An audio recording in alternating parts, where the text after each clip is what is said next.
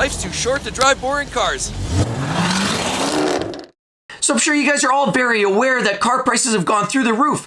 New cars are hard to get, inventories are low, and prices are high. Availability is also poor, and there's a very long wait to get your new vehicle. So what that means is a lot of people are deciding to go used. Well, that's driving prices up to all-time highs. There's cars that are up 30% in the last 6 months, if you can believe it, whereas others have stayed status quo, but at the very least, very few vehicles have depreciated as you would normally expect them to. Within about a 5-year time frame, the average vehicle depreciates anywhere from 40, 50, or 55% of its original value gone because of the natural wear and tear and depreciation applied to a vehicle. But guess what? I hope you're not being taken for a ride, because if you've been shopping for or you've actually bought one of the following 9 vehicles, then I really believe you got taken for a ride, because you're probably actually better off buying something new. So I'm going to share with you the new MSRP price, as well as a massive updated list of vehicles and what they're retailing for in the used car market. Hopefully, if you haven't made the mistake, I could prevent you from actually doing so. Let's get into it now.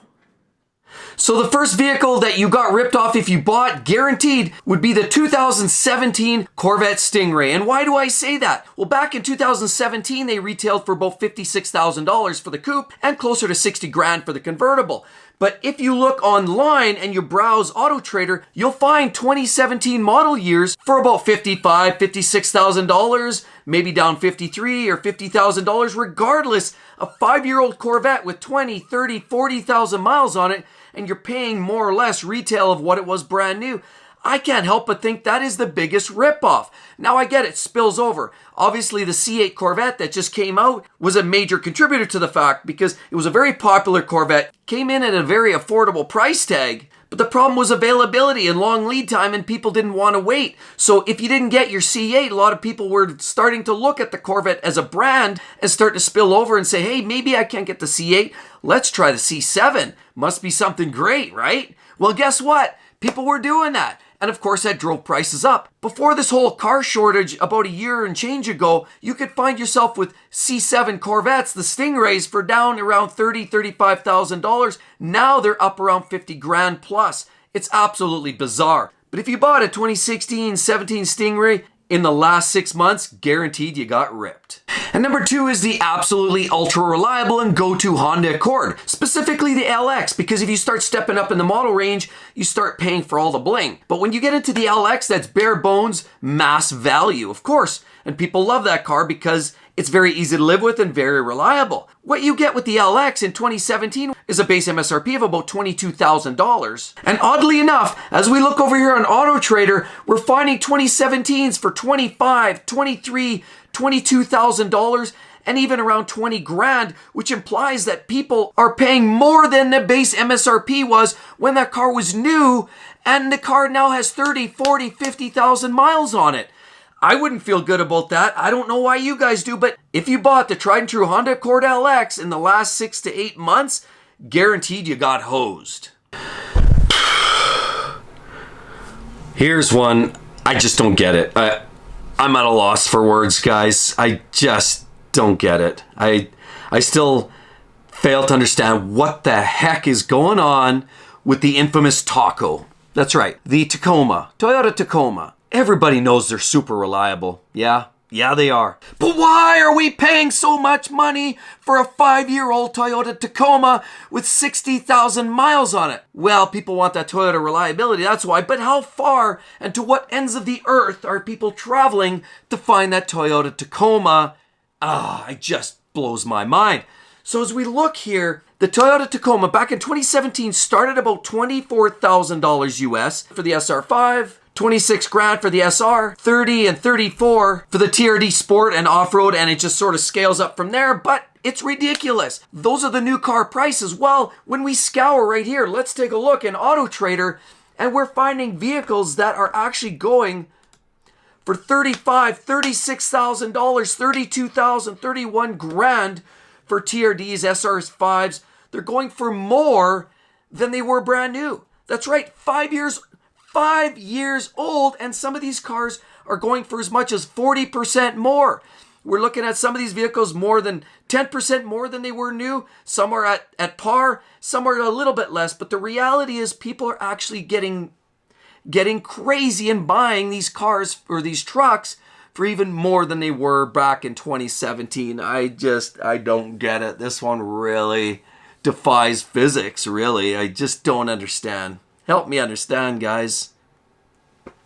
So the next one is synonymous for, you've heard the term, break my wallet. And we're talking about BMW because it can break your wallet in maintenance, repairs, upkeep, as well as depreciation. Because as most of you would probably know, your average BMW drops 50 to 55% in a 5-year time frame. But even this year, BMW scathed through in a lot of their models, particularly smaller, sportier, simpler models, for example, like the 2 Series. And as I scour the net here, I'm finding a base 230i coupe, rear-wheel drive, started around $33,000. And of course, if you scale it up to the all-wheel drive with the convertible, you'll spend closer to 40 grand US dollars, new back in 2017. But as I browse the classifieds, look over here, you'll find some convertibles for sale. The depreciation's a little heavier on the convertibles because it becomes more maintenance involved, and people don't want to get involved with mechanisms and convertible roofs, and that all gets expensive with age.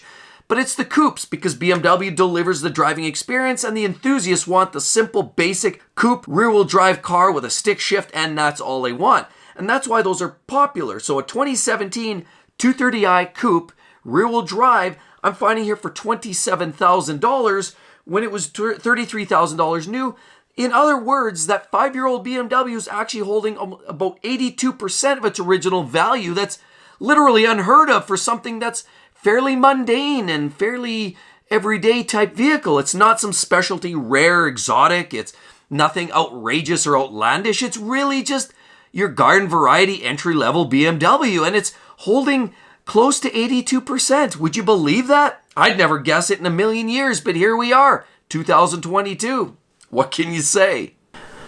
Here's another one that absolutely defies me. And if you honestly bought this car this year, you probably got ripped off royally. And this also proves that there's no real rhyme or reason, because historically, most German cars, they're great, they're wonderful, they're well engineered, they perform well, they're innovative, and they're some of the best driving vehicles. And I love them, but generally depreciate like they're going out of style. But here's one that almost looks like Armstrong when he landed on the moon and he decided to take that first jump, and it looked like he was hanging in the air forever, and it took forever to land. That's almost like what we're talking about here. The price is going up and it doesn't seem to be coming down anytime soon. And we're talking about the Audi RS3.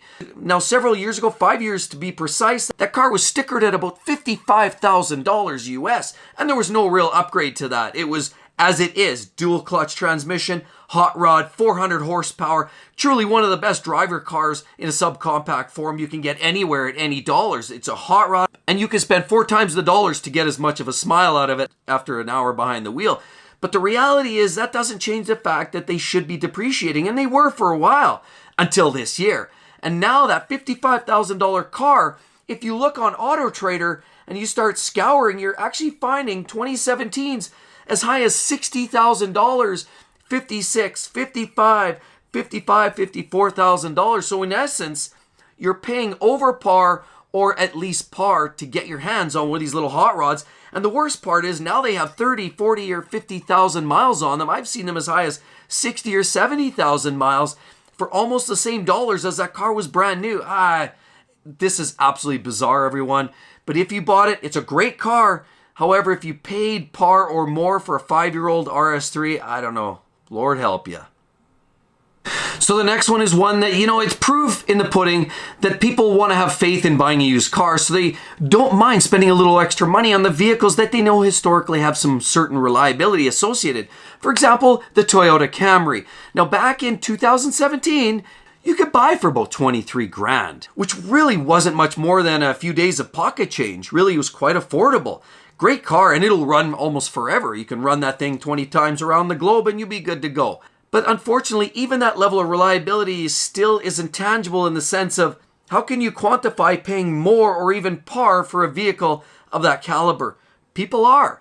And the reality is when you scour Auto Trader and you're finding vehicles 2016, 2017s, and people are paying $20,000, $21,000, $23,000 right there. We see with 26,000 miles or even more, 40,000 miles, and you're finding vehicles with significant miles on them already, and they're paying well in excess, or at least the same price, or only a slight reduction from that price new. Makes you wonder. Sure, they're a great vehicle, but at some level, it's just got to make sense.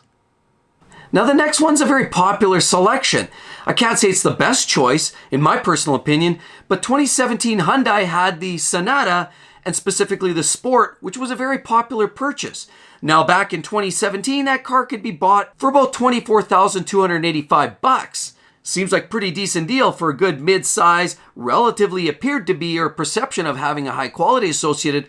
But wait a minute. Now you're finding these cars, as I browse the Auto Trader, let's take a look here. You're finding them for $24,000 with miles on them. We're seeing 64,000 miles. We're seeing 82,000 miles for 17 grand, so only a few grand less, and it's already got 120,000 kilometers or 70,000 miles on it. Well, that's great, but why? And the worst part is, insult to injury is, has anybody read what's going on in NHTSA and all the engine fires that we're dealing with Hyundai and Kia? In my opinion, not necessarily the best choice, just saying, in my opinion, because a lot of these vehicles are having engine problems. Sure, Hyundai's dealing with extended warranties, giving a little warm and fuzzy, replacing engines free of charge, but there's been a lot of problems and controversy around the brand as a whole, and honestly, I just don't get it. But there you go. People are paying the same price 5 years old with 40,000 miles as they did when it was new. So recently I had a good chat with a tow truck driver, and I asked him, what are the worst vehicles? In other words, what are the vehicles that you pick up the most as a tow truck driver? I mean, after all, he's going to see what fails most frequently, right? Well, the top two were Hyundai, Kia, in his opinion, and number 3 was the Ford Escape, if you can believe it. And he said a lot of the Ford products, but specifically the Escape is one that he sees a lot. Now, while there was a lot of them sold, the chances of seeing them roadside is higher. The reality is they're not the best built. But at the end of the day, there's still lots of them out there. And this year, if you happen to buy a 2016, 17, or 18 model year here recently in the last few months, you probably got ripped off. Why? Because brand new, they stickered for about $23,000 to about $31,000 depending on the range. And of course, titanium all-wheel drive is the top end, closer to 31 grand. But as you look, if I'm browsing Auto Trader right here and I pull that up, I'm actually finding titaniums with some miles on them for $31,000, $30,000 with even 34, 35, 40,000 miles on them. And clearly the deals aren't entirely great. So while they're popular, yes, while there's lots of them on the road, people, again, feel that need. It's a popular, practical vehicle. It makes sense to own a small SUV. Unfortunately, they're not the most dependable, and people are paying a lot more than they probably should. It's a Ford. What can you say? We're found on road dead. And another one very popular this year, and it's a pickup truck. That's right, and it's surrounded itself full of controversy as well, and everybody loves a GMC or Chevy, right? Well, unless you're a Dodge or Ford fan, but what we have is a Chevy Silverado this year, and what we're talking about specifically the vehicles that people really got gouged on. If you found yourself having to buy a 2017 or 2018, maybe a 2016 model year, specifically the LT or the LTZ, so mid-level trim. If you go high country or you go base model, typically it's closer to where you should expect on a natural depreciation. But if you're buying or you're seeking that vehicle with the mid-level trim, that's the most popular and the prices are holding the strongest. An LT went for about $35,000 new, where an LTZ stickered around 43 grand. Now they're not cheap, but unfortunately what also packs a punch for insult to injury is the fact that Chevy and GM have been plagued with, depending on the engine, some of their V8 engines they've had rocker lifter issues, they've actually had jerky transmissions that are problematic, and some technical glitches with those vehicles. But either way, they're popular because they can do a lot of work and they can dress them up nicely and they feel almost as nice as a Cadillac. But you can haul the kids around, you can do work construction projects, or just drive it to work or tow your boat to the lake. Whatever it is you want, it can do everything for you. But that doesn't change the fact that people are way overpaying for pickup trucks this year. They're hard to come by. From what I understand, dealers are scooping them up. There's a lot of big demand south of the border. So Canadians, Americans are buying them, and a lot of them are heading even further south than that. So they're becoming almost a very, very hot commodity. They're a real bartering item. And of course, pickup trucks are becoming very difficult to get. Of course, waiting times are long for a new one. And so people are just flipping hands for way more than they're typically worth. And looking at Auto Trader here, we look at 2016 LTZ at $42,000 when it was only 43 brand new, right? And that particular truck actually has 48,000 miles. I mean, you're almost at 50,000 miles and you want almost the same price as that vehicle was new. And of course, then we look at 17, we got 50,000 miles on it. They want 35 grand for an LT, and that's pretty much what the base MSRP was at the time. So you're paying par for that vehicle, and it's got significant miles on it. Looking down the list, you're seeing lots of the trend. The trend is there. People are overpaying for LT, LTZs, and some of the other models in between. So honestly, if you bought a pickup truck, specifically a GM or Chevy, you probably got gouged this year, unfortunately. But actually, if your heart's not set on a specific vehicle, you truly can find some good deals out there still, believe it or not. So hope that all helped you to avoid these particular used vehicles. But in addition, right there, you're going to want to check out that video. That's a list of some of the worst engines on the market today. You're definitely going to want to avoid those vehicles unless you're a glutton for punishment. Hope to see you real soon. Catch you next time. Bye-bye.